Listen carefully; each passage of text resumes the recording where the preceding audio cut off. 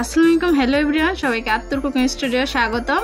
তো আপনাদের মাঝে আজকে নিয়ে এসেছি ইলিশের মাছের মাথা দিয়ে কচু শাক রেসিপি। সো দেখতেই থাকুন কিভাবে কি করছি। আর যদি রেসিপিটা ভালো লাগে তাহলে অবশ্যই লাইক কমেন্ট শেয়ার এবং সাবস্ক্রাইব করে যাবেন। আমি এই জায়গায় দিয়েছি 1/3 কাপ সরিষার তেল, আর এই জায়গায় দিয়ে দিচ্ছি 1 কাপের মতো পেঁয়াজ কুচি। আর অবশ্যই কিন্তু এই রেসিপিটা করার সময় সরিষার তেল দিয়ে করবেন, তাহলে ইলিশ মাছের টেস্টটা আরও বেড়ে যায়। কারণ ইলিশ মাছের টেস্টটা সম্পূর্ণ সরিষার তেলের উপরে আরও বেশি ডিপেন্ড করে। এটা দিয়ে খুব ভালোভাবে ভেজে নিচ্ছি।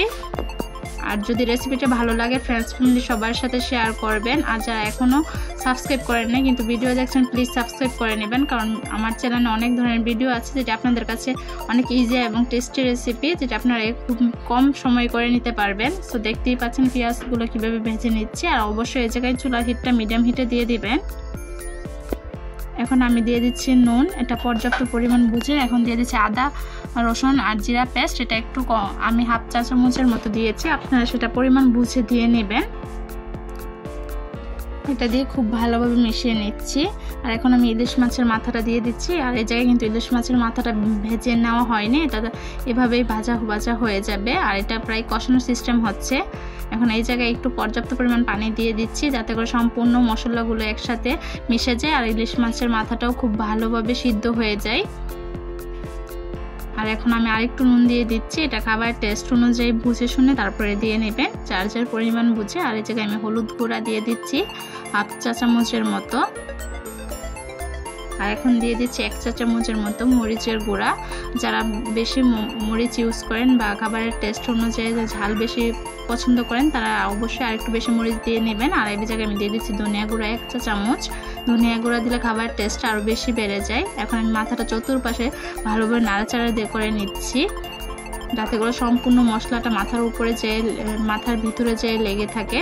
এখন আমি আরেকটু পানি দিয়ে দিচ্ছি, পানি দিয়ে এটা খুব ভালোভাবে কষিয়ে নেব। এখন আমি ঢাকনা দিয়ে 5 থেকে 7 মিনিট ঢেকে দিচ্ছি, তারপরেই দেখতে পারবেন এটা লুকসটা কেমন আসছে। আর এটা কিন্তু ইলিশ মাছের মাথাটা একদম সিদ্ধ হয়ে যাবে।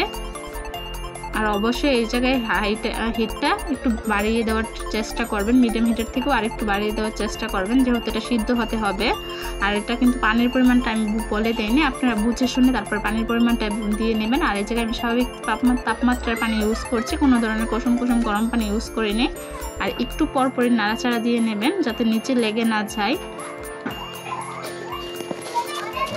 আর কমেন্টে জানাবেন আপনারা কী কী রেসিপি চান, ইনশাল্লাহ আমি দেওয়ার ট্রাই করব। এখন আমি মাছের মাথাটা খুব ভালোভাবে ভেঙে নিচ্ছি। আর এখন কিন্তু আমি প্রতিদিনই ভিডিও দিচ্ছি শুধু আপনাদের জন্য। সো আপনারা একটু প্লিজ সাপোর্ট করবেন, ভিডিওগুলো বেশি বেশি শেয়ার করবেন, কারণ আপনাদের এই একটা শেয়ারে আমার নতুন ভিডিও দিতে উৎসাহ বেড়ে যায়। কারণ আপনারা এখন আমার ফ্যামিলির মতো হয়ে গেছেন। আমি একটু মাছের মাথাটা একটু ফেটে নিচ্ছি, কারণ একটু একটু করে ফেটে নিলে এটা সম্পূর্ণ মশলাটা সব কিছু লেগে যাবে। এর জন্য একটু একটু করে নিয়ে নেবেন, একবারে ভাঙার চেষ্টা করবেন না, কারণ সেই ক্ষেত্রে এটা ভালো লাগবে না। আর এই রেসিপিটা কিন্তু কম বেশি সবাই খুব পছন্দ করবে। এই জায়গায় আমি দিয়ে দিচ্ছি বেরেস্তা। আমি আগে থেকে বেরেস্তার সাথে এই জায়গায় শুকনো মরিচ দিয়ে দিচ্ছি। আমি এই জায়গায় 5টা শুকনো মরিচ দিয়ে দিচ্ছি, এটাও তেলে ভেজে নিয়ে নিচ্ছি বেরেস্তার সাথে। তারপরে এটা মিক্সচার করে কিছুটা আস্তে আস্তে রেখে হাত দিয়ে ব্লেন্ড করে তারপরে দিয়ে নিচ্ছি। এটা দেওয়ার কারণে কিন্তু এটা মানে কী বলবো, টেস্ট আরও বেশি বেড়ে যাবে। এটাই মেন ইনগ্রিডিয়েন্টস, যাতে করে এটার টেস্টটা আরও বেশি তো মজার করে দেবে। আর এই রেসিপিটা এখন আমি দিয়েছি কচু শাকটা আমি আগে থেকে সিদ্ধ করে নিয়েছি, সেটা আপনাদেরকে মাঝে দেখানো হয়নি। এটা পর্যাপ্ত পানি দিয়ে সিদ্ধ করে তারপরে খুব ভালোভাবে এটা আমি ঠান্ডা পানি দিয়ে ধুয়ে নিয়েছি। এখন সবগুলো একসাথে মিশিয়ে ফেলছি। আর এখনই কিন্তু মাথাটা আস্তে আস্তে সম্পূর্ণ ভেঙে ফেলবো।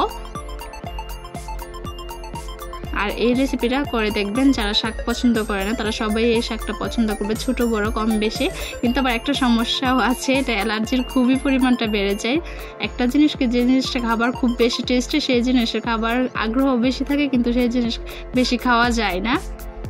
সো দেখতেই পাচ্ছেন সম্পূর্ণ আমি একবারে মিশিয়ে নিচ্ছি। আর অবশ্যই এটা নাড়াচাড়ার উপরে থাকতে হবে, যাতে করে নিচে লেগে না যায়। আর এক্সট্রা আমি এই জায়গায় পানি দিইনি, কারণ কচু শাক থেকে এক্সট্রা পানি বের হবে। আপনাদের যদি প্রয়োজন হয় তাহলে পানি দিতে পারেন, কারণ আমি মনে করি কচু শাক থেকে পানিটা বের হয়ে যাবে ভাপে। আর যদি আপনারা প্রয়োজন বোধ করেন তাহলে দিতে পারেন, এটা স্বাভাবিক তাপমাত্রার পানি দিতে পারেন। এখন আমি 5-7 মিনিট ঢাকনা দেওয়ার পর ঢাকনাটা তুলে নিচ্ছি, দেখতেই পাচ্ছেন কতটুকু পানি বের হয়েছে। এখন আমি আস্তে আস্তে যে মাথাটা কিছুটা ভাঙা ছিল এখন আমি সম্পূর্ণ ভেঙে ফেলছি, কারণ সম্পূর্ণ মাথাটা ভাঙা হলে এটা সম্পূর্ণ ইলিশের ফ্লেভারটা সম্পূর্ণ কচু শাকের সাথে মিশে যাবে। আর অবশ্যই রেসিপিটি বাসায় ট্রাই করে জানাবেন কেমন হচ্ছে। ইনশাল্লাহ আমার বাসায় সবাই খেয়ে টেস্ট করেছে, ভালো হয়েছে। আশা করছি আপনাদের কাছেও ভালো লাগবে, কারণ আমি ট্রাই করি আপনাদের কাছে বেস্ট কিছু নিয়ে আসার, যাতে আপনারাও খেয়ে শান্তি হয়, তৃপ্তি আসে। কারণ খাবার জিনিসটা তৃপ্তি না আসলে কি ওরই ভালো লাগে না। এখন দেখতেই পাচ্ছেন পানিটাও কমে গেছে, এটা খুব সুন্দর হয়ে গেছে। আর গ্রেভিটা দেখতেই পাচ্ছেন কালারটা কত ইয়ামি এসেছে। আর কিছুক্ষণের মধ্যে আমাদের এটা কুক হয়ে যাবে। এখন আবার 5 মিনিটের জন্য আমি ঢেকে দিচ্ছি, তারপর আমি তুলে নিচ্ছি। আর ফাইনাল লুকটা দেখতেই পারবেন কত ইয়ামি হয়েছে। সো দেখতেই পাচ্ছেন রেসিপিটা কেমন হয়েছে। যদি ভালো লাগে অবশ্যই একটা শেয়ার করবেন। তাহলে আজকে এতটুকুই, আপনাদের মাঝে বিদায় নিচ্ছে, নতুন কোনো ভিডিও নিয়ে আসবো। আল্লাহ হাফেজ সবাই, ফ্যামিলি।